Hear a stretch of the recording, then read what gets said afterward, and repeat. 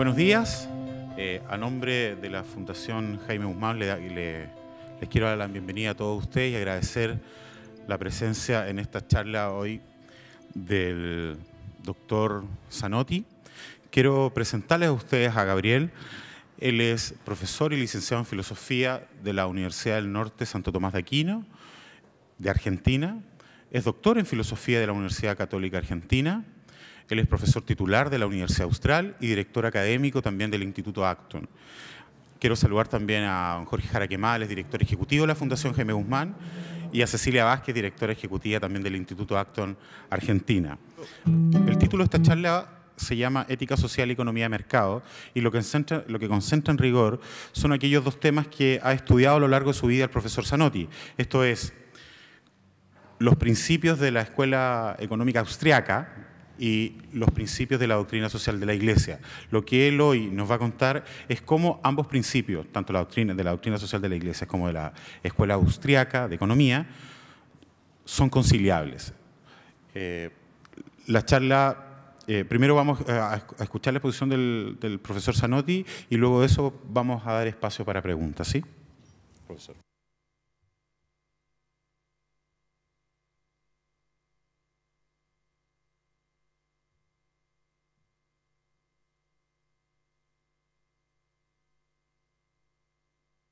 Ante todo, para mí es un... Esperen que tengo un problema. Ahora sí veo. Bien.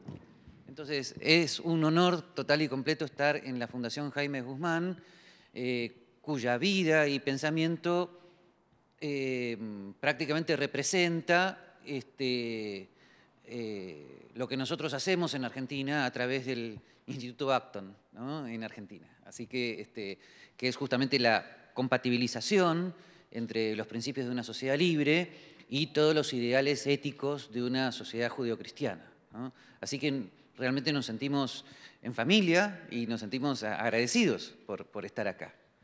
Bien, entonces, como se dijo recién, la tarea es fundamentalmente explicar por qué no hay contradicción entre los principios de la ética social que vienen de un pensamiento judeocristiano, sedimentados en lo que habitualmente es llamado enseñanza social católica o doctrina social de la Iglesia, por un lado, y por el otro, la economía de mercado fundamentada en eso tan extraño que es la Escuela Austríaca de Economía, que en la parte de las preguntas podemos ir profundizando, ¿no?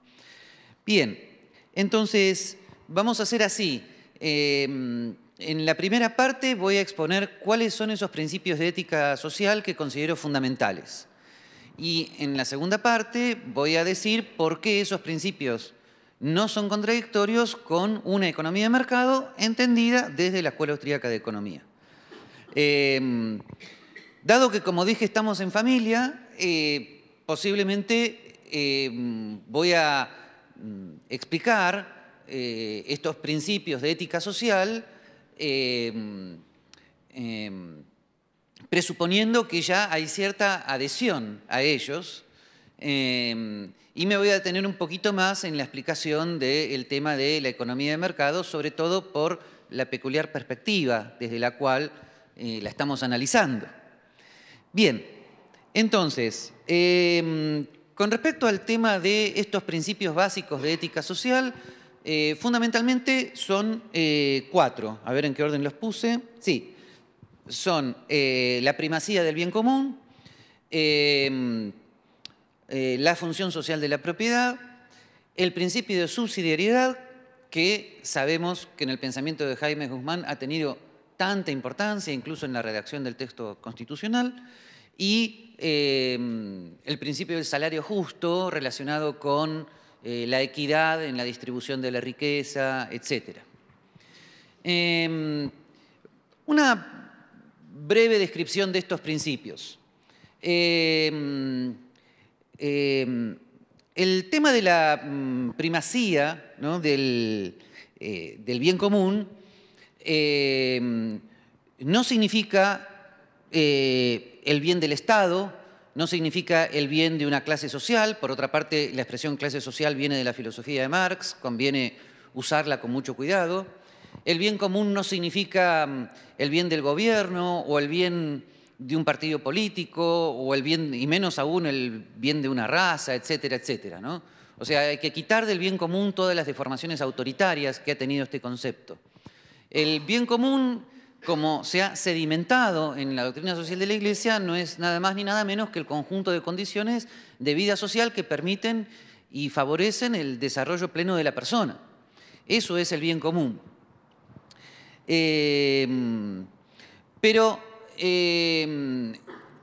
Entonces, claro, surge el problema habitualmente de cómo compatibilizar las libertades individuales con el bien común, porque muchas veces, del lado liberal clásico, la pregunta es, las personas no tienen un bien común, cada uno tiene un fin personal derivado del ejercicio de sus libertades individuales, y eso sería contradictorio con decirles que tienen que participar en un mismo bien.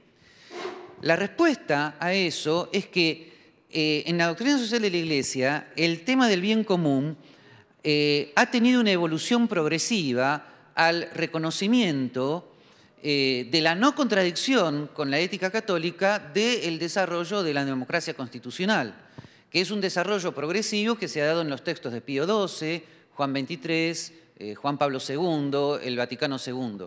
Esto es, en una democracia constitucional, en una república constitucional, la Constitución es precisamente el bien común por excelencia. Decía Santo Tomás que la diferencia entre un bien común y un bien particular es que el bien común es participable a todos. ¿Cómo puede ser que un bien material sea participable a todos? Y no, es imposible, salvo que lo partamos en millones de partículas y terminamos en la física cuántica. Así que nos vamos de tema. El asunto es que justamente un bien jurídico como es una constitución en una democracia republicana, una constitución que limite el poder, separe los poderes, establezca las atribuciones de los poderes, establezca el famoso control de constitucionalidad y tenga una declaración de derechos individuales protegidos por el control de constitucionalidad, ese bien jurídico es ipso facto, en sí mismo participable al mismo tiempo a todos los ciudadanos que están gozando de la protección y de la garantía de sus libertades individuales, entre las cuales se encuentran la libertad religiosa, la libertad de enseñanza, la libertad de asociación, la libertad de industria y comercio, etc. Por lo tanto, de esto que acabo de decir, surge que forma parte esencial del bien común ese conjunto de libertades individuales. ¿Por qué? Porque podríamos definir hoy modernamente al bien común, si tomamos la definición así más escolástica como un bien participable a todos, hoy ese bien común se concreta en el orden constitucional. Ese es el bien común en el cual, dado que se concreta en el orden constitucional, están protegidas las libertades individuales básicas. Siempre, por supuesto, habrá debates sobre hasta dónde llega tal o cual libertad individual, pero para eso la misma Constitución republicana establece una Corte Suprema de Justicia que finalmente va a dictar sentencia en los casos conflictivos. Por lo tanto, no hay ninguna contradicción entre las libertades individuales y el bien común. La libertad personal forma parte del bien común. Si a veces hay conflictos, es que no se termina de entender, tal vez, esta noción de bien común, ¿no? Eso lo podemos ver en la parte de las preguntas, si se quiere. Pero, ¿qué tiene que ver esto con la economía de mercado? Tiene mucho que ver porque parte de esas libertades individuales es la propiedad privada, las garantías a la propiedad privada, el derecho a ejercer toda industria lícita y a comerciar, y que están protegidos por el texto constitucional. Fíjense que dije que están protegidos, custodiados, no están otorgados por la Constitución, están protegidos por la Constitución, porque sabrán ustedes perfectamente que el origen último de las libertades individuales es la naturaleza humana, esa naturaleza humana que está enraizada en la noción de persona, creada a imagen y semejanza de Dios, y por eso todo el paradigma judeocristiano es lo que finalmente sedimenta en el reconocimiento de las libertades individuales a lo largo de los siglos, de la evolución de la historia política occidental. Por lo tanto, la economía de mercado tiene su garantía jurídica en el bien común, entendido como orden constitucional. Fíjense que acá no estamos separando libertades individuales de economía, no estamos separando orden jurídico de economía. Es característico de la Escuela Austríaca de Economía que la economía se vea enraizada en un orden constitucional. La economía de mercado no es una política económica dictada por un ministro. La economía de mercado es ese orden espontáneo que surge cuando las libertades individuales se ponen en ejercicio, protegidas por la Constitución Nacional. No es una política económica. La economía de mercado surge del ejercicio del derecho a ejercer toda industria lícita. Por lo tanto, el principio del bien común no se contradice con la economía de mercado simplemente porque el orden constitucional es aquello de lo cual, es aquello que puede permitir el desarrollo de la economía de mercado. Cuando esto no sucede, es que, contrariamente al principio de subsidiariedad, el Estado ha avanzado más de lo que debe en sus propias atribuciones. Así que esto con respecto al marco institucional y el bien común y la economía de mercado. Con respecto a el famoso y tan debatido tema de la función social de la propiedad, bien, en primer lugar, ¿de dónde viene esto en una concepción judeocristiana? Bueno, esto tiene fuentes escriturísticas. En el Génesis, Dios ha creado todos los bienes para todos los seres humanos. Pero esto es lo que habitualmente los teólogos interpretan como destino universal de los bienes.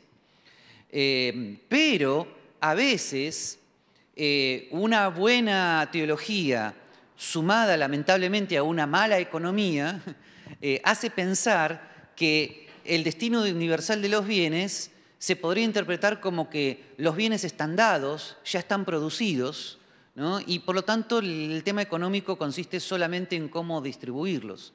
Sin embargo, cuando la interpretación del Génesis afirma que Dios ha creado todos los bienes para todos los seres humanos, no está diciendo que los bienes y servicios que demanda la naturaleza humana nacen de las hojas de los árboles. No, los bienes y servicios típicamente humanos no están dados mágicamente por Dios. Lo que Dios puso a disposición de nosotros son los recursos naturales para que con nuestra inteligencia y nuestro trabajo tengamos que producir esos bienes. ¿Está? Entonces surge la pregunta adicional: ¿cuál es el mejor modo de producir esos bienes y servicios? Y es aquí cuando Santo Tomás, en el siglo III, en un contexto feudal que no era el nuestro, defendió que la propiedad privada no es un precepto primario de la ley natural, pero sí es un precepto secundario de la ley natural por la utilidad que tiene la propiedad privada justamente para el bien común. La propiedad privada de los medios de producción aparece justificada con el mismo criterio. La propiedad privada de los medios de producción es necesaria, es útil para la economización de los bienes, para que con mayor eficiencia los factores de producción se acerquen a la necesidad de la demanda. Ahora, ustedes van a decir, pero eso es una justificación económica. No, al mismo tiempo es una justificación moral, porque según Santo Tomás, la propiedad es un precepto secundario de la ley natural. Por lo tanto, su justificación ética consiste precisamente en su utilidad. Luego, cuando hoy en día la Escuela Austríaca de Economía, a través de sus autores principales como Mises o Hayek, afirma que la propiedad privada es siempre indispensable para la realización del cálculo económico en una sociedad libre, después si quieren hablamos de eso, eso es ipso facto al mismo tiempo, si lo relacionan con Santo Tomás de Aquino, la justificación moral de la propiedad privada. ¿Está? Y eso ipso facto ya es en sí mismo la función social de la propiedad. La función social de la propiedad es justamente que es el sistema que permite que los medios escasos de producción sean acercados a los bienes y servicios que la demanda ha señalado como prioritaria en el mercado, ¿no? Bueno, este tema es fundamental.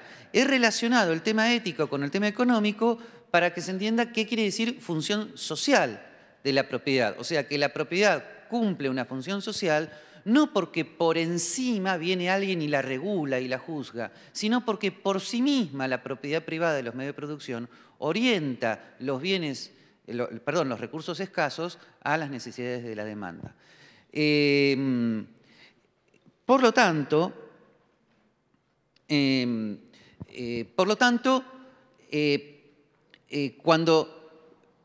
cuando muchas veces se habla de la función social de la propiedad en contraposición con el funcionamiento del mercado, a mí me parece que es porque no se ha terminado de ver qué significa el mercado desde el punto de vista de la Escuela Austríaca de Economía. El mercado no son esos misteriosos y terribles mercados, y el mercado no es este crony capitalism que está tan extendido, ese capitalismo de amigos, que Ludwig von Mises no llamaba capitalismo, que llamaba directamente economía intervenida. Cuando habitualmente, muchas veces, desde ámbitos cristianos, se habla del mercado, la palabra allí tiene una grave dificultad. No se está hablando del mercado como libre intercambio de bienes y servicios. Se está hablando de este sistema que se da en Europa, Estados Unidos, gran parte de América Latina, donde hay una propiedad privada, pero que actúa protegida y subsidiada por el sector estatal. El mercado, lo que habitualmente se llama hoy el mercado, en realidad encaja perfectamente en lo que Ludwig von Mises determinó economía intervenida, en la parte 6 de su Tratado de Economía. Por lo tanto, está lejos de ser la economía de libre mercado que espontáneamente surge cuando el Estado elimina las regulaciones injustas que van más allá del ya nombrado principio de subsidiariedad.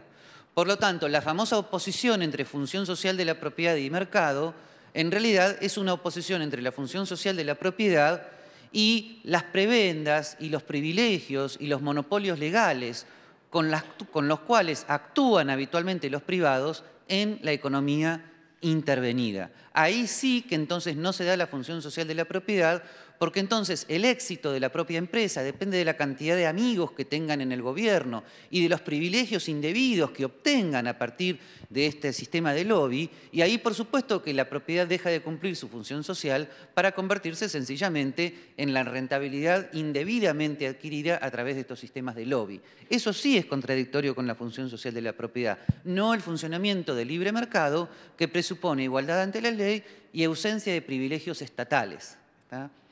Bien, ya que estamos hablando tanto del principio de subsidiariedad, vamos a referirnos a este punto, el principio de subsidiariedad.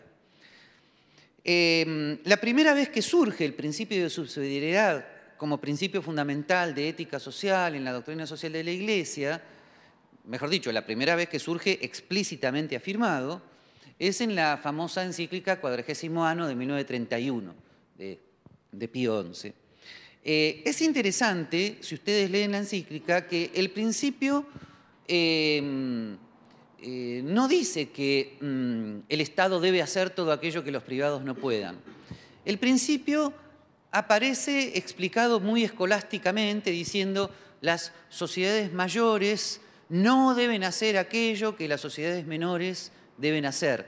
Y por mayor o menor, ahí se entendía en todo caso algo muy parecido a lo que hoy entenderíamos como roles en un organigrama de gobierno. Eso significa, eso no es una simple cuestión económica, eso significa, por ejemplo, que el rector de una universidad no debe hacer aquello que los decanos pueden hacer, que los decanos no deben hacer aquello que los profesores pueden hacer.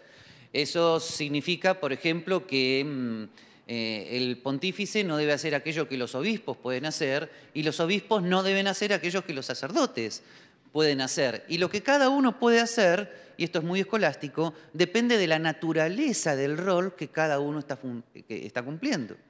Bien, por lo tanto, como ustedes pueden ver, es un principio universal de toda estructura de gobierno y a la vez es un principio negativo.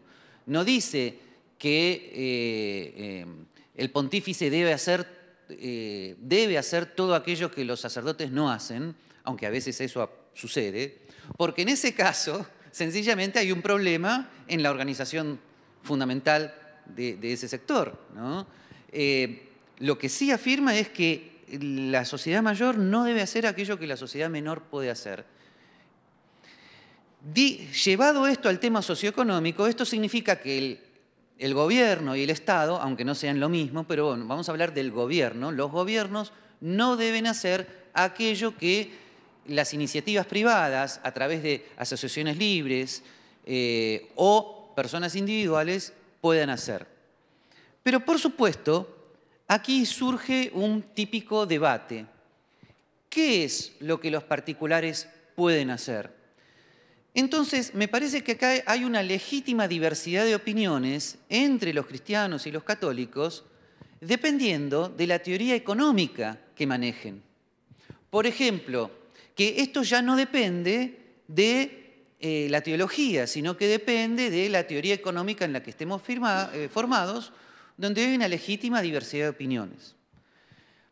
Dado que yo estoy formado en la Escuela Austríaca de Economía, mi opinión es que, aunque no es una opinión voluntarista o arbitraria, mi opinión es que los particulares, las asociaciones intermedias, pueden hacer mucho más de lo que habitualmente nos imaginamos que pueden hacer. En primer lugar, porque todo lo que los gobiernos hacen depende de los impuestos que extraen a los privados. En primer lugar, eso. Aunque lo que el gobierno haga sea legítimo. Aunque estemos hablando de la Corte Suprema de Justicia, aunque estemos hablando de la seguridad, todo ello está financiado por los aportes de los privados. Por lo tanto, por ejemplo, para dar un caso que no es local y es simplemente un ejemplo didáctico, la famosa NASA en Estados Unidos ¿podría ser hecha por los privados? Mucha gente dice, no, de ninguna manera. La pregunta es, ya que estamos hablando de los Estados Unidos, why not? Porque ¿de dónde surgen todos los recursos que el Estado norteamericano coloca en la NASA? Surgen de los ciudadanos privados, surgen de los impuestos que coactivamente ellos tuvieron que pagar, de lo cual surge un problema filosófico-político. ¿Deben los privados coactivamente financiar la exploración del espacio?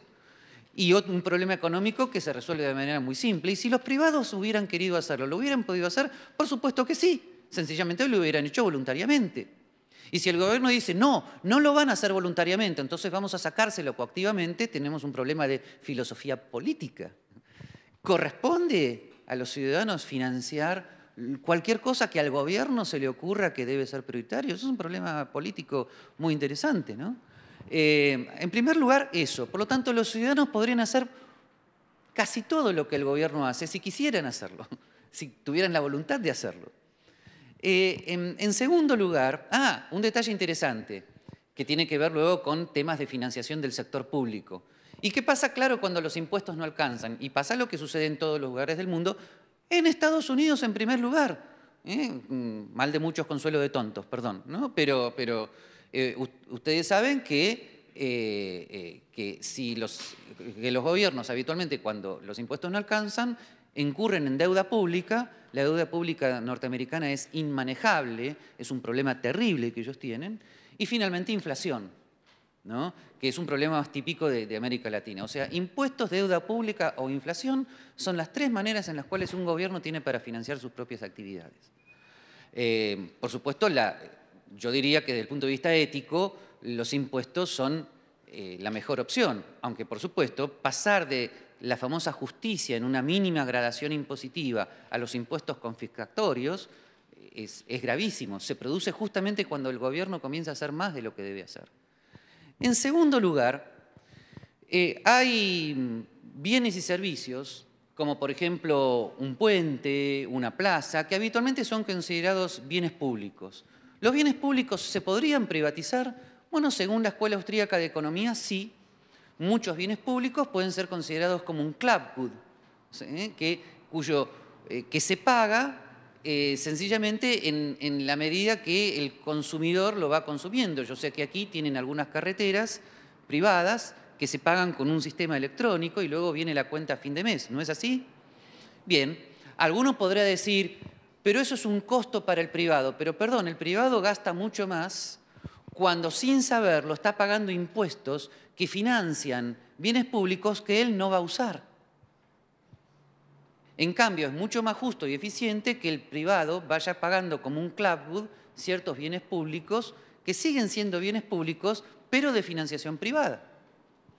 En tercer lugar, las famosas externalidades negativas, como por ejemplo los problemas del medio ambiente, también, aunque no sea fácil, de alguna manera podrían ser privatizables en la medida que se vayan definiendo mejor los derechos de propiedad. ¿Está? Este tema de la progresiva privatización de bienes públicos es muy importante, sobre todo a futuro. Por ejemplo, hoy consideramos que el agua, ¿no?, que está en los océanos es un bien público estatal. Claro, es así, las Naciones Unidas consideran que son estatales y a nadie le preocupa porque todavía no hay capital suficiente como para explorar el lecho marino, de igual manera que tenemos sí explotado la tierra que está a nivel del mar, o sobre todo aquí, sobre el mar. Bien, pero ¿qué va a ocurrir en el siglo XXII, XXIII, XXIV cuando haya el suficiente capital y trabajo para explotar el lecho marino con igual eficiencia? ¿Lo vamos a seguir considerando estatal? Si lo seguimos considerando estatal, va a haber los mismos desastres de administración estatal que hubiera si estatizáramos toda la tierra. Entonces, este tema de la progresiva privatización de los bienes públicos es importante. A nivel de ética social y relación con el cristianismo, lo importante es que si alguno me dijera, bueno, pero esa es su opinión basada en la Escuela Austríaca de Economía, ahí viene la legítima diversidad de opiniones. Yo diría, por supuesto que sí. Si algún católico tiene una opinión económica diferente, entonces tendrá una aplicación diferente del principio de subsidiariedad. Lo importante es que nadie pretenda que su propia teoría económica sea directamente deducida de las Sagradas Escrituras.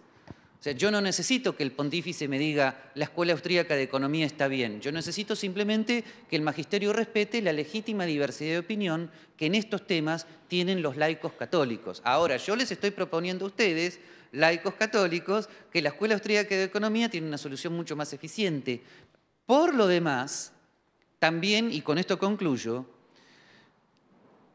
esto ya es un tema de principios, no tiene que ver con el tema de una determinada teoría económica en particular. Si ustedes afirman que el principio de subsidiariedad sostiene que el Estado debe hacer todo aquello que los particulares no puedan, o sea, si lo sostienen de manera positiva y no negativa, se enfrentan con el problema de la escasez, porque la pregunta es, ¿qué es todo aquello que los particulares no puedan hacer? Y miren, casi todo. ¿Por qué? Porque los recursos son escasos. Por lo tanto, en relación a los fines infinitos, en relación a las infinitas cosas que podríamos hacer, siempre podemos hacer un pequeño número de cosas en relación a la escasez de recursos. Por lo tanto, supongamos que decimos, ¿puede la iniciativa privada en este momento llegar al planeta Saturno? No, por la escasez de recursos. Entonces el Estado lo debe hacer. La conclusión se enfrenta con la escasez. Si el Estado pretendiera llegar al planeta Saturno, seguro que llega, pero el precio va a ser la inflación, la deuda pública, la confiscación de recursos, la presión impositiva. Prácticamente llegaremos a Saturno, pero sencillamente nos quedaremos desnudos. Ustedes van a decir, ¿sucedió eso alguna vez? Por supuesto, así funcionaba la Unión Soviética.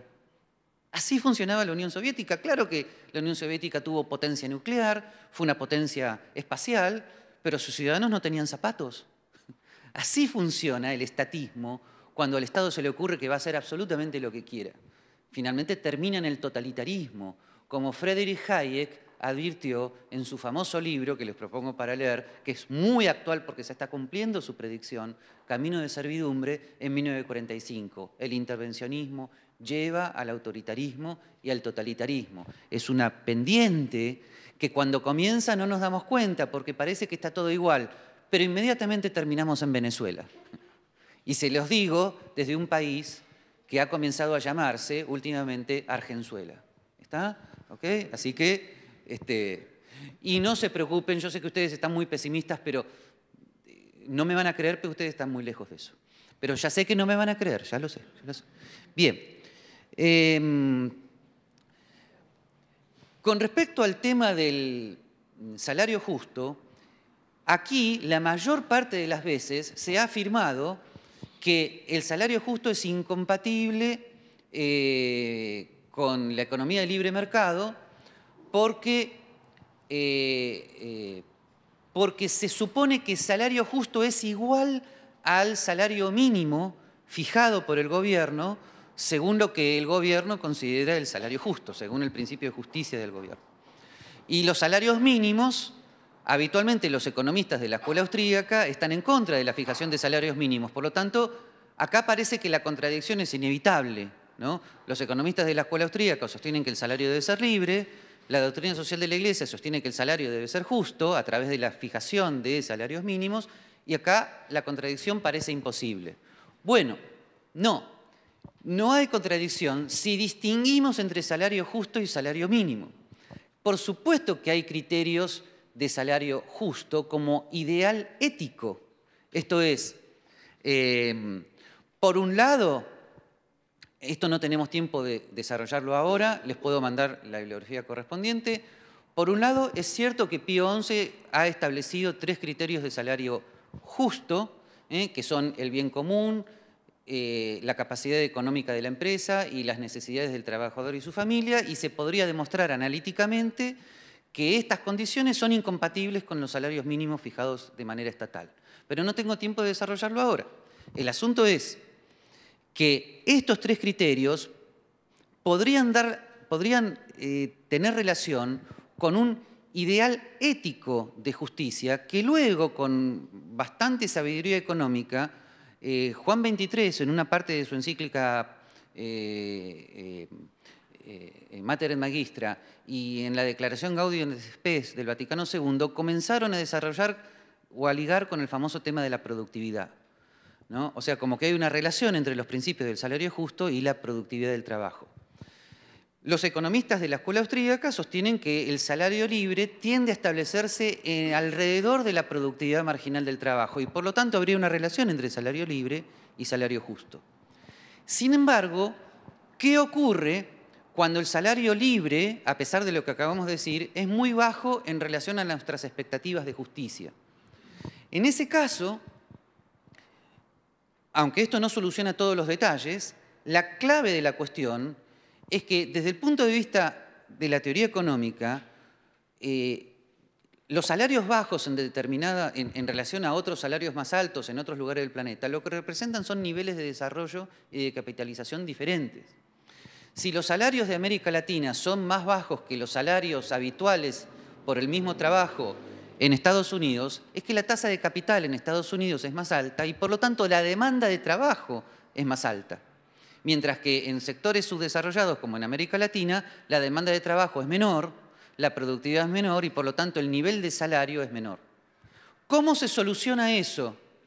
Si ustedes llegaran a fijar un salario mínimo por arriba de la productividad marginal del trabajo, lo que van a obtener es que se expande la oferta de trabajo y disminuye la demanda de trabajo. O sea, ustedes pueden fijar un salario mínimo por encima del mercado, pero no van a poder obligar a que el empleador emplee a más personas por ese salario mínimo mayor, salvo que directamente terminen en la Unión Soviética y terminen obligando a todo el mundo a hacer todo.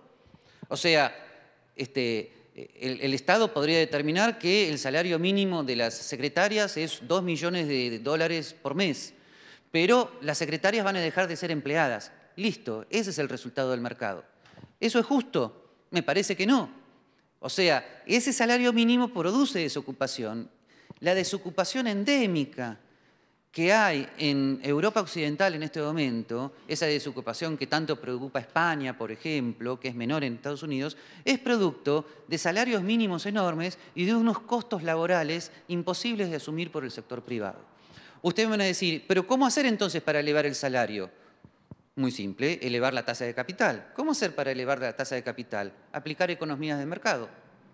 Esperar que el mercado aumente la tasa de capitalización. Y a propósito dije esperar, porque aquí surge una combinación de esto con el principio de subsidiariedad. Yo sé que alguien me va a decir que Juan Pablo II dijo los pobres no pueden esperar.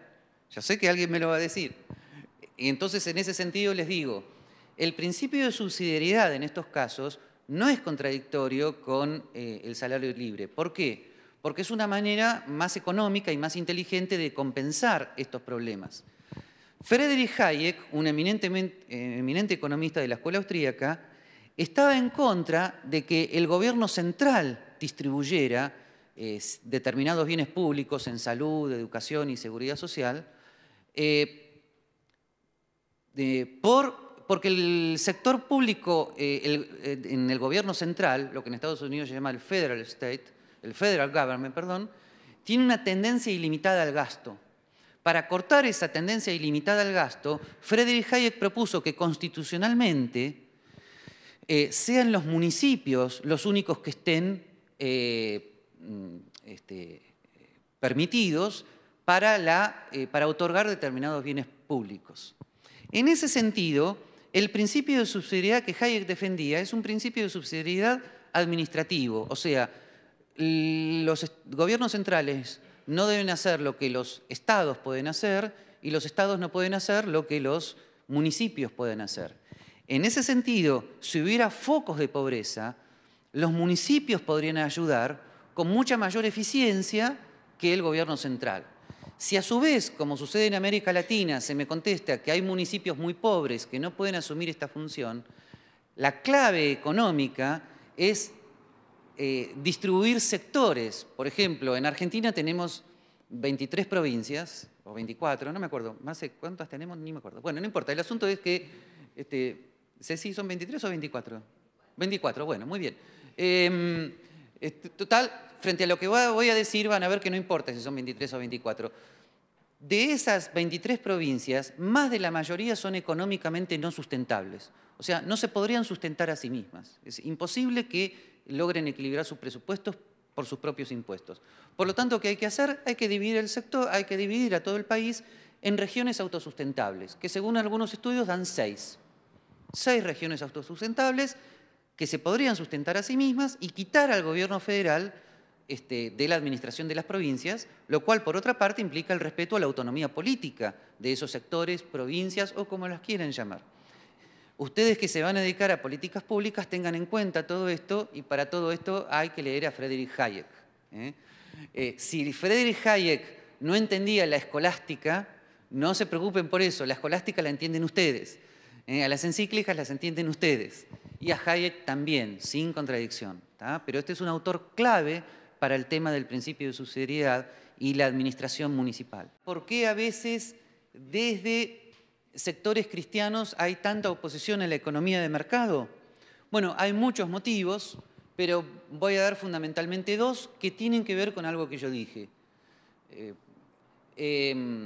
Primero, por la confusión de economía de mercado con la economía intervenida que existe en América Latina, Europa y Estados Unidos, ¿no? O sea, la economía de mercado que estamos proponiendo no tiene que ver con esa economía intervenida, donde el gobierno subsidia determinadas empresas, protege monopólicamente algunas, establece controles en la oferta monetaria, tiene política exterior donde establece aranceles, tiene política impositiva casi confiscatoria, y etcétera, etcétera, etcétera. O sea, toda una serie de medidas intervencionistas que todos nuestros países tienen que alejan el sistema económico de lo que debería ser una correcta economía de mercado. Y muchas veces desde sectores cristianos por mercado se entiende ese sistema y todos los desastres de ese sistema, ¿no? Cuando en los 70 los teólogos de la liberación afirmaban el escándalo de la pobreza en América Latina e implícita y explícitamente acusaban al capitalismo de ser el responsable de ese escándalo de la pobreza, la respuesta desde la escuela austríaca, ojalá hubiera capitalismo en América Latina. Esa hubiera sido la respuesta. ¿Está? O, por ejemplo, cuando George Soros escribió ese famoso libro La crisis del capitalismo global, desde von Mises la respuesta hubiera sido, señor, cambie el título, es la crisis del intervencionismo global, es la crisis del estatismo global, es la crisis del socialismo global. Ojalá fuera capitalismo global y le aseguro que no habría ninguna crisis en ese caso, ¿no? Ese es el punto. Y por lo demás, algo que tiene mucho que ver con el papel de ustedes, a veces no está claramente respetada la legítima autonomía de los laicos en este tema. Esto es, vamos a suponer que ustedes me dicen, Bueno, pero hay algunos obispos y sacerdotes y laicos católicos que opinan que el Estado debería hacer muchas cosas. Bueno, nunca mejor dicho, opinan, porque esa opinión no deriva directamente ni de las Sagradas Escrituras, ni de la tradición, ni del magisterio de la Iglesia en sus ámbitos específicos. Son teorías económicas que son afirmadas como si fueran dogma y no deberían ser dogma. Entonces alguien me va a decir, ¿y la suya? Tampoco, precisamente. Yo como laico no necesito que el Papa tire agua bendita a los libros de von Mises y Hayek. Yo como laico simplemente lo que demando es el respeto a mi legítima autonomía como laico para hablar de los libros de Mises y Hayek. ¿Está? Y para afirmar que como teoría económica es mucho mejor que las demás. Pero no necesitamos hacer clericalismo, no necesitamos hacer, cuidado con esto, partidos oficialmente católicos, donde los obispos dicten los programas y las políticas impositivas, y etc. Podemos tener partidos de inspiración cristiana, eso sí, por supuesto, la famosa democracia cristiana en Europa, etc. Eso sí. Pero partidos clericalmente católicos, la típica visión del partido católico, donde el Papa y los obispos dictan letra a los laicos, es una visión clerical de la vida civil y política muy antigua, muy fuera de la autonomía de los laicos proclamada por el Vaticano II, muy fuera del sano principio de subsidiariedad entre jerarquía y laicos, donde la jerarquía no debe hacer aquello que por naturaleza están los laicos a hacer. ¿Está? Se comprende que antiguamente, en siglos anteriores, los obispos ocuparan subsidiariamente el papel de los laicos. Pero hoy ya eso es inconcebible. Que hoy un obispo se ponga a hacer política económica, aunque fuera una política económica liberal, sería tan impropio como que un laico subiera al altar a consagrar. O sea, no se ve la correcta división del trabajo dentro de jerarquía y laicos. Por lo tanto, una cuestión muy importante es que el laico defienda su legítima autonomía en estos temas. Pero la legítima autonomía no significa el Papa me bendice cuando yo hablo de economía, significa el Papa sencillamente no dice nada. El Papa sencillamente en esos temas respeta el legítimo pluralismo que hay en los laicos. Cuando el magisterio interviene es porque el asunto es muy grave. Cuando el magisterio interviene es, por ejemplo, cuando hubo que condenar al nazismo, o cuando hubo que condenar al comunismo soviético, o cuando Pío XII condenó claramente todos los totalitarismos de Europa. Ah, pero entonces el magisterio en ese caso interviene indirectamente por razón de pecado de la estructura social. No porque directamente le corresponda a él dictar el orden político y social. Así que esto es muy importante, yo sé que se ha debatido muchas veces, yo sé que es delicado lo que estoy diciendo, pero es muy importante porque de lo contrario no terminamos de comprender qué sucede. Esto es, si ustedes van a promover una economía de mercado en armonía con el horizonte judio-cristiano, es importante que lo hagan defendiendo la legítima autonomía que el laico tiene para hacerlo. Ahora, alguien me va a decir, tiene que ser una economía de mercado compatible con los principios de la doctrina social de la Iglesia. Es todo lo que hemos estado haciendo. Es lo que he comenzado a hacer hace muchos años. Es la labor del Instituto Acton. Creo que es la labor de esta fundación también, ¿no? ¿Okay? Claro que hay que hacerlo de manera no contradictoria con los principios de la doctrina social de la Iglesia, y de eso se trata. ¿Está? Bien, como siempre me gusta decir, todos pueden estar en desacuerdo con cualquier cosa que yo haya dicho, incluso con esto último que estoy diciendo también. O sea que también pueden estar en desacuerdo con que puedan estar en desacuerdo. ¿Está? Bien, eso es una dialéctica importante. Por lo tanto, esto que estoy diciendo es que lo más interesante ahora es la parte de las preguntas, de los comentarios, de los acuerdos, de las perplejidades. La mejor manera de comenzar, vieron que siempre uno dice, hay una pregunta y se produce un silencio, ¿no? Bueno, la mejor manera de evitar ese silencio es que sean sinceros con respecto a las perplejidades que hayan tenido con respecto a lo que yo haya dicho. Algún ruido les tiene que haber causado. En algún momento tienen que haber saltado sobre la silla diciendo, no puede ser. Bueno, esa es la mejor manera de comenzar las preguntas. ¿Está? Bien. Salvo que haya alguna otra observación práctica que hacer. Bien. Así que aquí estoy. Dispara. Desde el punto de vista político.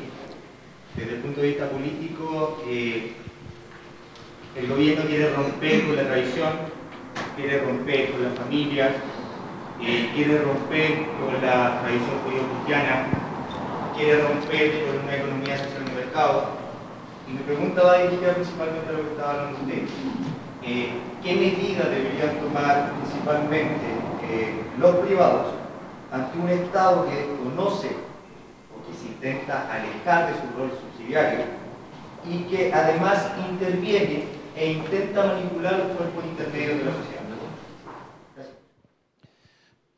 Bien, en ese caso a los privados, por un lado les queda un recurso difícil que finalmente es interponer un recurso de inconstitucionalidad y pelearlo frente a la Suprema Corte de Justicia y ver si obtienen el apoyo de los jueces de la Suprema Corte. En la Argentina esa pelea está perdida, te cuento. Los jueces han apoyado sistemáticamente, los de la Suprema Corte, casi todos, todas las medidas intervencionistas, ya sea en el ámbito de la familia o ya sea en el ámbito del mercado, que ha producido el kirchnerismo en la Argentina. Espero que ustedes tengan más esperanzas al respecto, o sea, por lo menos defenderse jurídicamente con lo que les queda del sistema republicano, o sea, interponiendo recursos de inconstitucional. Pero luego, algo que a mí me parece, si se quiere, más esperanzador, es que ustedes salgan a la arena pública con los mejores argumentos que tengan, no con asesores de imagen, sino con buenos argumentos para debatir en la arena pública, para demostrar que la iniciativa privada en ámbitos de salud, educación, seguridad social, es lo que corresponde a las libertades individuales y a los derechos humanos básicos. Pelear ese tema. Y para eso, como tercer cosa que deben hacer, hay que formarse muy bien. La izquierda habitualmente está muy bien preparada. Pues nosotros tenemos que estar igual. Por lo tanto, ustedes tienen como dos áreas de bibliografía para formarse. Por un lado, todo lo que viene del horizonte judeocristiano, pero por el otro lado tienen que formarse muy bien también en temas de economía y de filosofía política, y yo allí, mi humilde propuesta es que profundicen en autores como Friedrich Hayek, James Buchanan, sobre el tema de la hacienda pública, y Ludwig von Mises. Aunque estos autores no sean de origen cristiano, y aunque estos autores no hayan entendido del todo bien algunos temas de doctrina social de la Iglesia, sin embargo, su concepción de libertades individuales y su concepción del mercado está bien posicionada. Entonces, la lectura de estos autores en armonía con la doctrina social de la Iglesia, y ahí es donde quedamos totalmente en contacto, Cecilia y yo ofrecemos toda nuestra ayuda al respecto con ese tema. La lectura de estos autores en armonía con la doctrina social de la Iglesia es una parte formativa para ustedes indispensable para salir a la arena pública y defender con buenos argumentos. Y habitualmente enfrentando la guerra terminológica, ¿no? El famoso tema del lucro. Bueno, hay que salir y atreverse y decir, sí, ¿saben qué? El lucro está bien, porque el lucro sencillamente significa que la ganancia pueda cubrir los costos. Si la ganancia no cubre los costos, la empresa se funde. Eso es tan obvio como que el sol es luminoso. Salir y decirlo. Y luego decir, ahora, ¿debe ser el lucro el fin último de la vida humana? Por supuesto que no. Es una simple cuestión administrativa. Nada más. Y salir y decirlo. Y enfrentar la arena pública. Y si te dicen malo, cerdo capitalista, explotador, poner cara de feliz cumpleaños y decir, mirá, ¿de qué estás hablando? Yo estoy hablando de algo muy simple. Cualquier institución necesita que sus precios de venta cubran sus costos. No es que el lucro sea el fin último de la vida. ¿Está?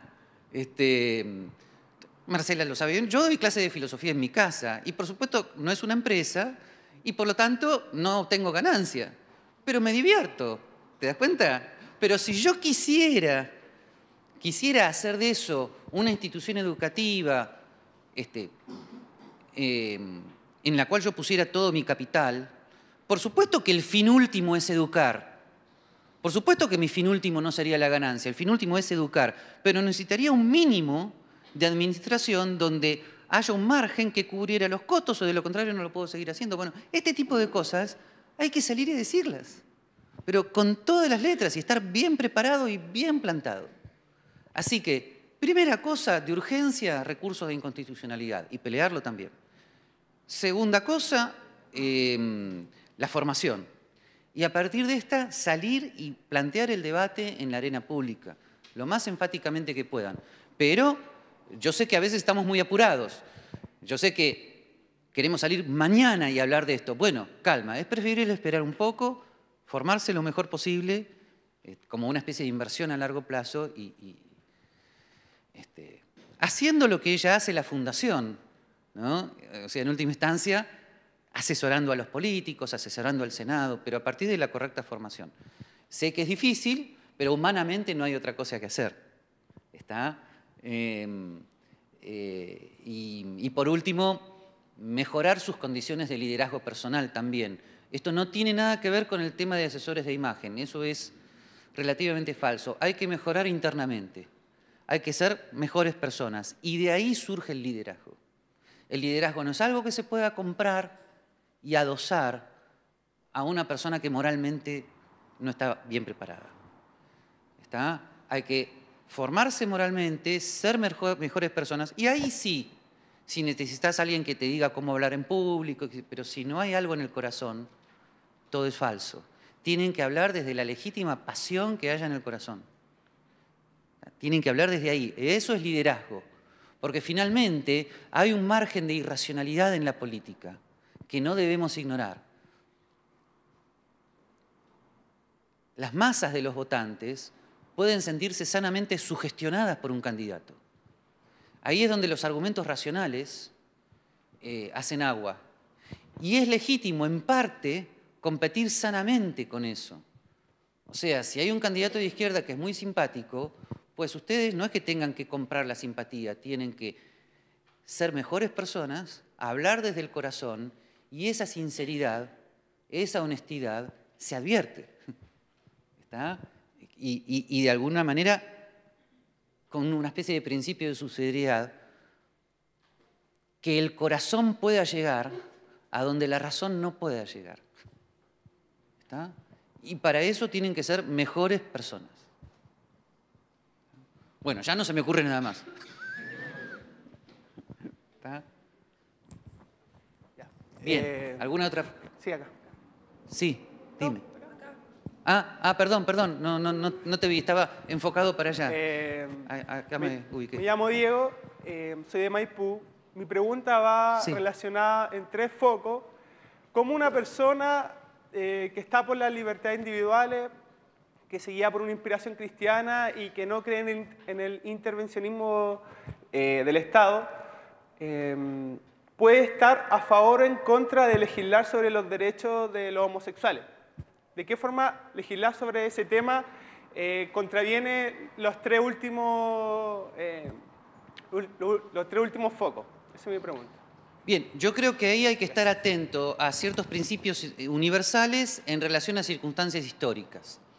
Es totalmente comprensible que en nuestros países, es totalmente comprensible históricamente que en algunos de nuestros países los códigos civiles que se formaron, sobre todo a mediados y a fines del siglo XIX, hayan intervenido en el tema familiar. Pero cuando intervinieron en el tema familiar, dadas las circunstancias históricas de la época, los códigos civiles suponían que el matrimonio era entre un varón y una mujer y en principio además monogámico e indisoluble. Yo creo que dadas las circunstancias actuales habría que enfocar el tema desde el principio de subsidiariedad. Esto es, posiblemente hoy estemos en condición de pedir que el gobierno no haga aquello que los particulares pueden hacer en este tema. Entonces, tal vez la mejor situación, aunque esto es muy opinable, ¿okay? Y esto puede provocar diferencias entre nosotros inclusive, pero yo no tengo más remedio que serte sincero. La mejor situación sería que el gobierno no legislara en tema familia para que, dada la circunstancia histórica de hoy, los gobiernos no intentaran imponer las ideologías antifamilia a través de su propia legislación.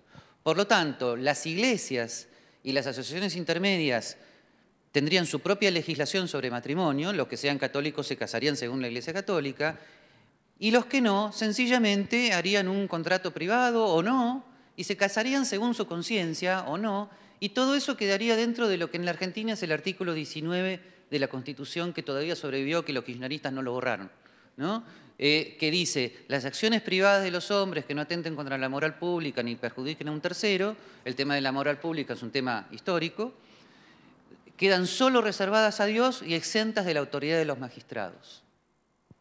Ese artículo 19 lo que está sancionando es el derecho a la intimidad. Por lo tanto, ya no se trata entonces de derechos de los homosexuales o de los heterosexuales. Se trata de las libertades individuales que todas las personas tienen que tener, sea cual fuere sus ideas acerca de la sexualidad. Por lo tanto, si dos varones quieren vivir juntos, corresponde al artículo 19 que su intimidad no sea tocada, pero eso no significará que el Estado lo va a llamar matrimonio. No sé si me explico. ¿Okay? O sea, corresponde eso a las libertades individuales. Los que somos creyentes acostumbramos habitualmente a casarnos con gente del otro sexo por iglesia. Así de simple. Y sobre eso tampoco el Estado debería legislar. ¿Está? Yo es eso lo que propongo. O sea, en esta cuestión me parece que hoy en día, como circunstancia histórica, si hay algo que puede hacer enfáticamente la Iglesia Católica, interviniendo precisamente en lo que debe, es enfatizar su idea del matrimonio y exhortar a la juventud, al matrimonio y a la familia, ¿no? Para que haya más casamientos, etcétera, etcétera, etcétera, ¿no? Pero no pedir que el Estado intervenga en eso, porque dadas las circunstancias actuales va a salir el tiro por la culata. Es casi imposible hoy en el mundo pedir que el Estado intervenga en tema del matrimonio y que el Estado dictamine un matrimonio heterosexual, monogámico e indisoluble. No va a salir así. Las legislaciones van a sancionar positivamente el llamado matrimonio igualitario, etcétera, etcétera. Entonces, lo que te propongo es algo parecido a lo que te llamé artículo 19 de la Constitución. Supongo que en la Constitución de aquí tienen algún artículo parecido, ¿no? Que dictamina que los gobiernos no deben intervenir en aquello que sea privativo de la conciencia, ¿no? Esa sería la solución que te propongo. ¿Está? Sí.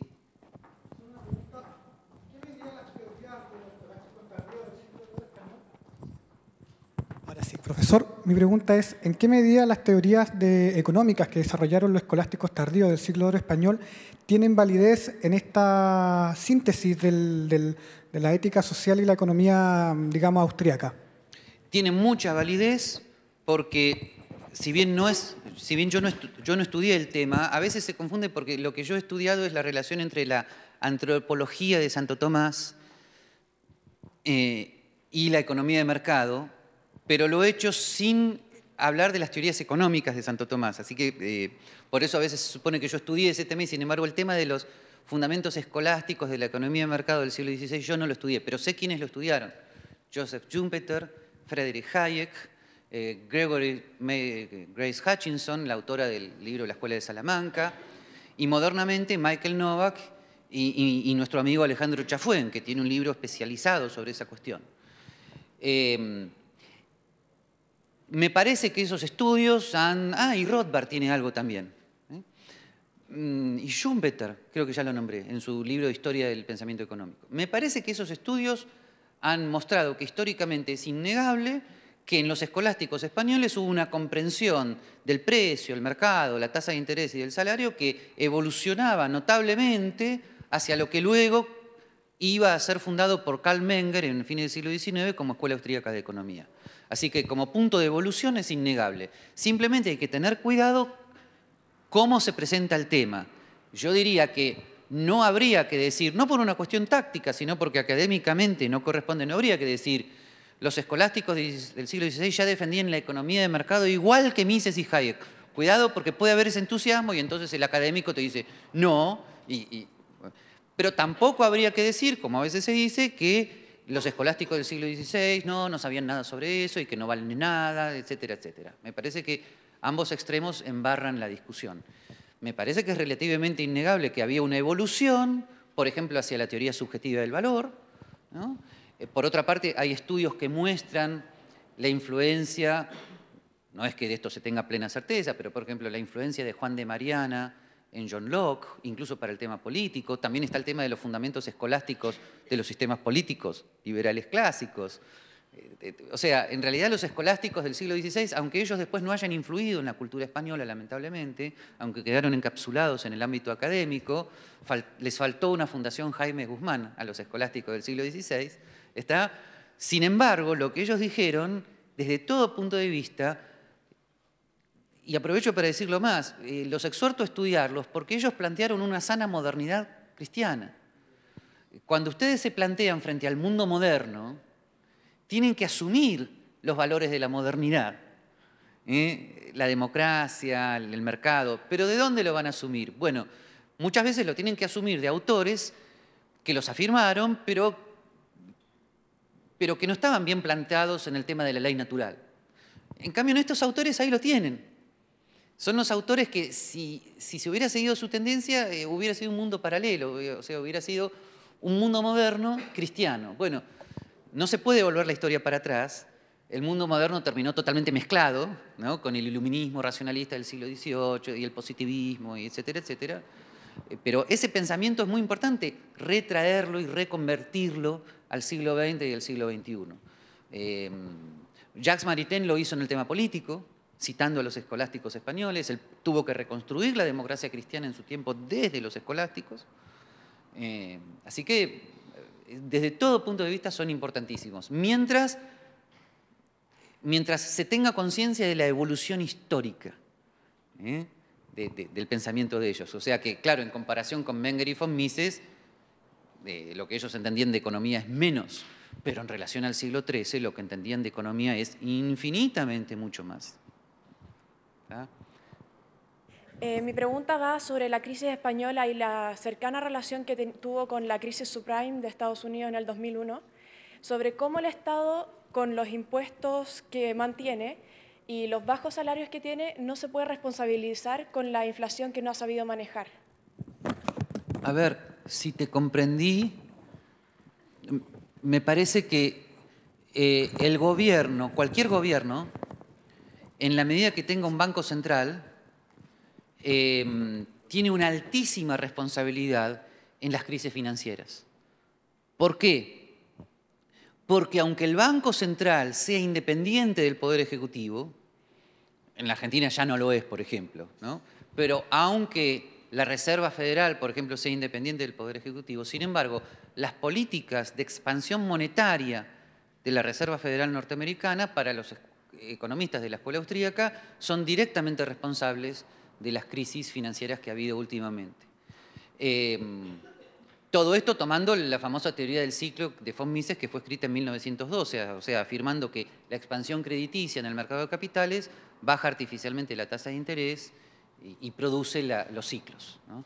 No sé si esto contesta algo de lo que querías, de lo que estabas preguntando, porque lo relacionaste con el tema de salarios y me perdí un poquitito. ¿Querés repreguntar? No tengo problema. ¿Está más o menos bien? O sea, en principio, lo que pasa es que acá puede haber legítima diversidad de opiniones entre cristianos. O sea, supongamos que hay alguien que estudió en Chicago y es más monetarista y sostiene que no, que el Banco Central debería existir, lo que pasa es que tiene que tener una, expansión monetaria moderada, no expansiva, o que la expansión monetaria debe ser proporcional a la productividad. Bueno, es cuestión de debatirlo ya económicamente, desde el punto de vista de la teoría económica. Yo tiendo a opinar que la presencia de los bancos centrales es intrínsecamente inflacionaria, cíclica, en el sentido de teoría del ciclo, y responsable, aparte de irresponsable, de las crisis financieras, ¿no? Ya sea la de 1929, ya sea la de 1933 en Alemania, ya sea la del 2008, la que fuere, en realidad de fondo está el Estado expandiendo la base monetaria en los mercados de capitales. Si alguien me pregunta, ¿pero qué sucede si se eliminara el Banco Central, la respuesta es muy simple si ustedes ven cómo funciona el mercado monetario internacional. Afortunadamente, bueno, creo que todavía no tenemos un Banco Central Internacional, aunque el Fondo Monetario siempre hace los suficientes líos al respecto, ¿no? Parece como que el Fondo Monetario le hizo caso a Francisco, hacen líos todo el tiempo, ¿no? Aunque no son los que Francisco quería. Pero por suerte no tenemos una autoridad mundial en materia monetaria y por lo tanto fíjense que el mercado monetario internacional es libre y no se produce ningún caos. ¿Por qué? Porque la moneda que vale internacionalmente es la que los consumidores demandan con mayor poder adquisitivo.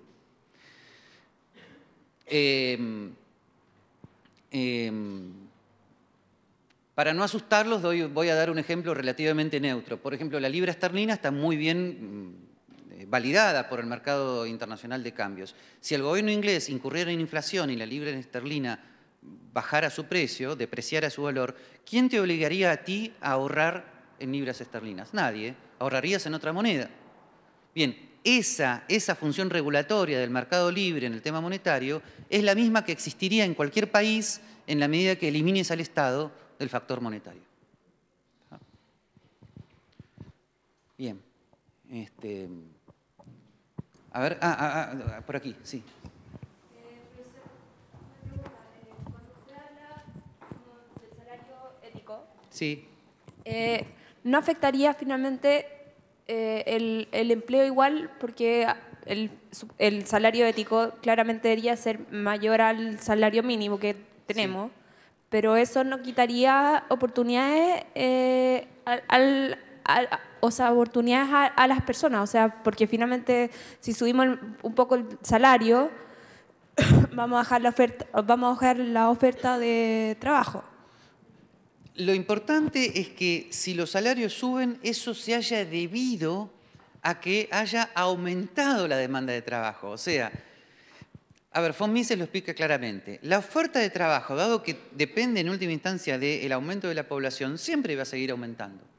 Por lo tanto, salvo que tengas una población envejecida como en Europa, pero si sanamente hay más nacimientos, como los cristianos deseamos, ¿tá?, entonces la población siempre va a seguir aumentando. ¿Cuál es la única manera de que si la población sigue aumentando el salario real suba? Aumentar la tasa de capital con mayor velocidad que el aumento de la tasa de población. Y eso es lo que siempre se produce cuando aplicas economías de mercado que tienen todos los incentivos para aumentar la tasa de capital. Eso es lo que se ha producido en Irlanda, eso es lo que se ha producido en el sudeste asiático, eso es lo que se produjo en la España postfranquista, eso es lo que se produjo en Chile. La tasa de capital ha aumentado con mayor velocidad que la tasa de población porque se aplicaron relativamente correctas, aunque nunca existe el mundo perfecto, economías de mercado. Por lo tanto, en ese caso el salario real aumentó porque aumentó la demanda de trabajo. Ahora, si en cambio el salario aumenta nominalmente porque el gobierno fuerza un salario mínimo mayor que la productividad, vas a tener desocupación. Lo cual desde el punto de vista ético es una gran injusticia porque entonces un sector queda desocupado, otro sector gana más, a expensas del sector que queda desocupado.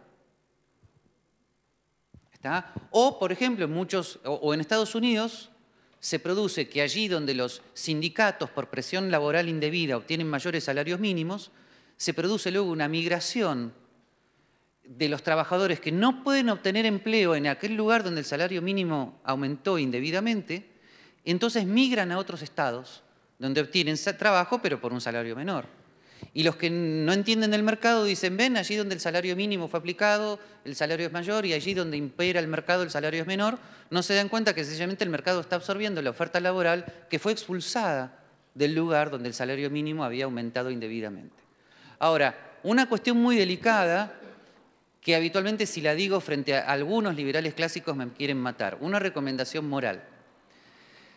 El salario libre oscila en una franja. ¿Ves? Si yo tuviera un pizarrón, ven a ver, vamos a encontrar acá una franja. ¿Ven estas dos franjas de acá? El salario libre oscila en una franja. La franja mínima es lo que von Mises llamaba el límite mínimo de fijación de salarios. ¿Qué quiere decir? Aquel por debajo del cual no consigues empleados. O sea, es como si yo dijera, bueno, voy a abrir finalmente mi famoso instituto de filosofía. ¿no? Y voy a contratar una secretaria administrativa al cual le voy a pagar $1 por mes. ¿No? Bajé de la franja, no voy a encontrar. ¿Tá? Pero tiene un límite superior de salario máximo de mercado, más allá del cual se va a producir el efecto contrario. Puedo decir, bueno, voy a contratar una secretaria administrativa a la cual le voy a pagar $1 millón por día. Y entonces tendría más o menos, digamos, por decirlo de alguna manera, ¿no? Algunos miles de kilómetros de secretarias esperando ser contratadas y, por supuesto, no voy a poder contratar ni una sola. Ahora, esto es una recomendación moral. Dentro de esta franja, si a ti el prójimo te interesa no mucho, vas a tratar de pagarle por aquí. Ahora, desde el punto de vista de la economía de mercado que funciona para todo el mundo, el asunto es que el límite mínimo de fijación de salario siempre va a ser mayor. Por lo tanto, aunque no quieras, vas a tener que pagar el salario de mercado o te quedas sin trabajadores y el salario de mercado siempre va aumentando en la medida que la economía de mercado se vaya aplicando. Pero desde el punto de vista ético, esto no es nada legal, sería deseable que pudieras elevar como empresaria cristiana el nivel de salario. ¿Está? O, si no puedes por una cuestión de costo, derivar a fundaciones ad hoc que hagan lo que el nivel de salario no pueden hacer. Como por ejemplo, hace un empresario que conocemos en Guatemala, Ramón Parellada, que tiene fundaciones ad hoc con las cuales le da a sus propios trabajadores lo que su propia estructura de empresa no le podría dar. Esto no es legal. Si lo haces legalmente obligatorio, no sé qué expresión tienen acá, en Argentina diríamos estás frita. ¿Ah? Bien, en Guatemala dicen estás fregado, y acá no sé qué dicen. Bien. Pero desde el punto de vista ético, esto es importante. ¿Ah?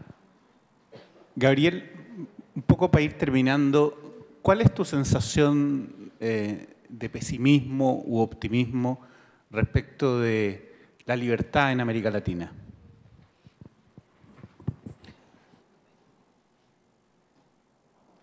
Bien, aparte de la esperanza como virtud sobrenatural, que eso depende de lo que Dios juzgue sobre mí, mi máxima esperanza está en la gente joven y en su capacidad, como dije antes, de formarse y comenzar a participar en política y ocupar los lugares de liderazgo buenos que va ocupando la izquierda. Sin embargo, tienen que tener en cuenta que el liderazgo tiene que ser un liderazgo moral, que es lo que diferencia a un simple político de un estadista. ¿Por qué? Porque vuelvo a decirles que hay un margen de irracionalidad en las masas que sería utópico evitar. Entonces, el estadista tiene un liderazgo moral que llega a las masas supliendo con ese liderazgo moral lo que las masas no pueden o no quieren por problemas psicológicos entender. Por lo tanto, mi esperanza está en la gente joven. Pero si no fuera por eso, prácticamente no habría esperanza. Porque a nivel de bibliografía, de literatura, de ideas a nivel mundial, prácticamente todos los esfuerzos que estamos haciendo nosotros, ustedes, la Fundación Jaime Guzmán, el Instituto Acton en Argentina, etcétera, son prácticamente como gotas de agua en un océano de estatismo. Entonces, si a eso sumamos los fenómenos de masas por los cuales las personas tienden a adherirse a líderes autoritarios que sustituyen la figura paterna, ¿no? Y que producen esas adhesiones masivas a líderes autoritarios, como Erich Fromm en El miedo a la libertad analizó con Hitler, por ejemplo, pero es el mismo fenómeno que se produce con Cristina Kirchner o con Chávez o con Maduro, ¿está? O sea, si ustedes agregan la literatura intelectual de izquierda, masiva, que inunda las universidades, más los fenómenos de masas, no intelectuales sino psicológicos, las esperanzas son muy limitadas. Por lo tanto, la esperanza está en que ustedes sean, miren lo que voy a decir que queda políticamente correcto, sean un grupo sanamente de élite que logre ocupar espacios de liderazgo, que son espacios de enseñanza. O sea, la diferencia entre el político y el estadista es que el estadista es un educador, no formal, sino informal de las personas. Esa es la esperanza que tengo. De lo contrario, el panorama es muy negro, pero no es un panorama privativo de América Latina.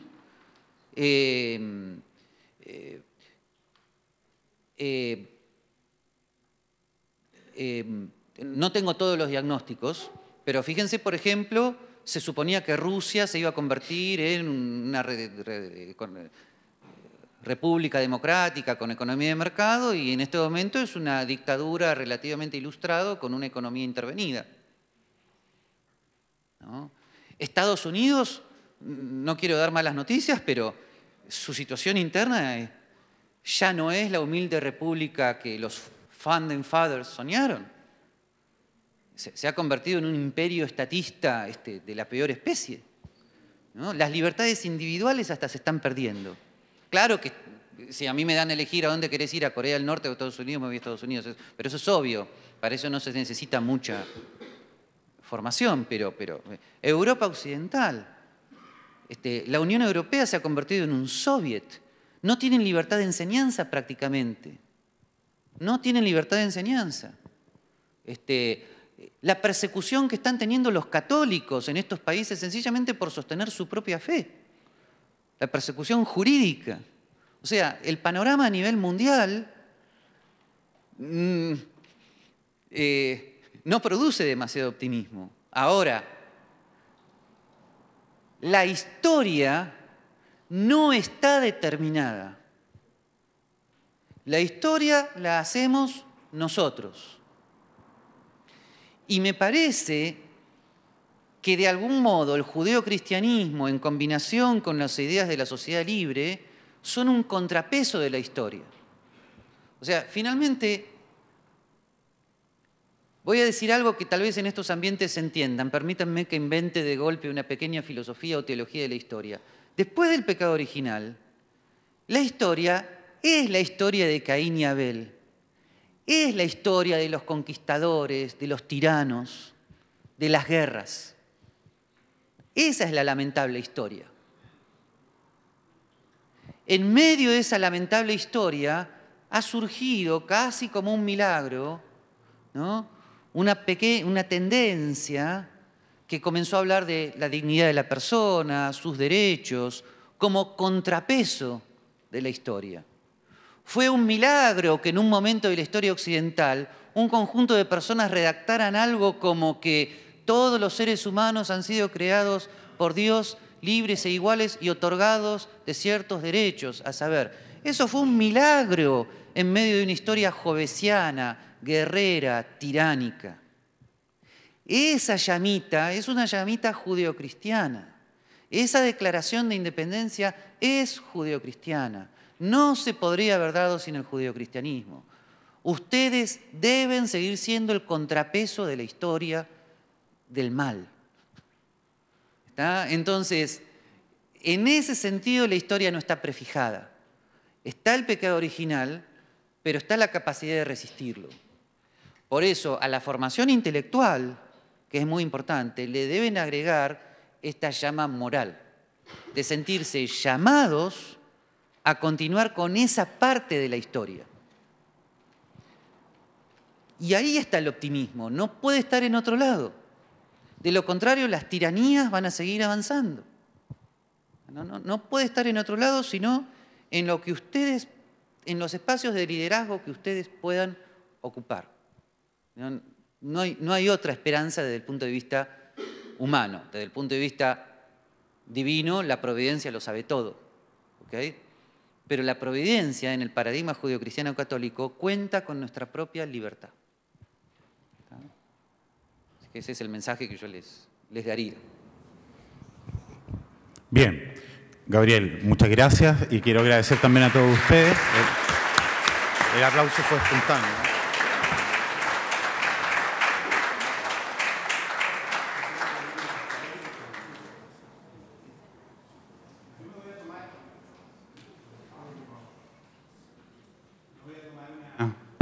una prerrogativa como director de la Fundación Jaime Guzmán. Y quiero decirles que esto solamente lo voy a hacer por segunda vez en mi vida. Yo no sé realmente si ustedes aquilatan o se dan cuenta de la oportunidad que han tenido de escuchar a Gabriel Zanotti. Gabriel es uno de los intelectuales más señeros de América Latina. Ha dedicado su vida, diría yo, por 30 años al tema que hoy día nos ha convocado. Yo tuve la suerte de que cayera en mis manos un escrito de él cuando yo tenía unos 23, por ahí por el año 87, y tú tenías unos 27. Y en ese tiempo él ya era un intelectual de nota. Probablemente esto lo van a aquilatar en la medida que pasen los años, la oportunidad que tuvieron de escucharlo presencialmente. Así que yo quiero agradecerle a Gabriel, no solamente por estar esta mañana con nosotros, por dedicar su tiempo valioso a compartir con jóvenes chilenos, para entregarles su visión, su mensaje, sino que además felicitarlo por la extraordinaria labor que ha desarrollado, más que eso, que él ha consagrado su vida a desarrollar. Y por supuesto también agradecer la notable acción que desarrolla en este ámbito el Instituto Acton, acá representado por su directora Cecilia Vázquez Ger. Muchas gracias.